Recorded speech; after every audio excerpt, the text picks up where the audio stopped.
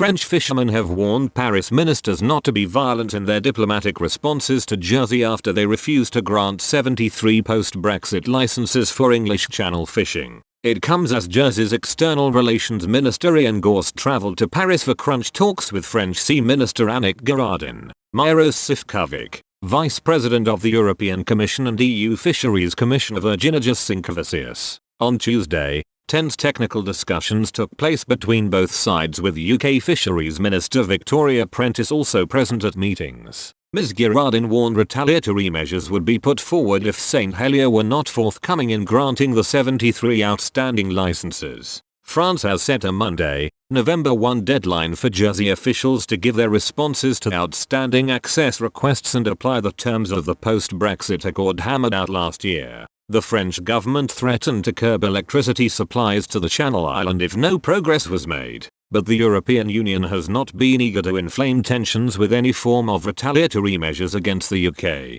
The French minister added, "The idea is good to move forward together, but my message remains the same. France and the European Union remain mobilized in order to obtain the desired licenses, in accordance with the agreement of Brexit. I want my licenses back." Eric Ligoulinel, Vice President of the Normandy Regional Fisheries Committee who was refused a fishing license by Jersey, said the move to refuse access was pure provocation. He said, "I have been fishing for lobster longer than most of the guys on the island. I have a boat over 12 meters with a geolocation system. This refusal of my file was a pure provocation." But he made clear, "We can perfectly accuse Jersey of not negotiating in good faith, but we must be careful because we are only talking about the allocation of licenses, not yet fishing rights." Mr. Ligoulinel said if the retaliatory measures put forward by Paris were too violent, then French fishermen would pay for it in 5 years at the end of the current transition period, when European fishermen will have to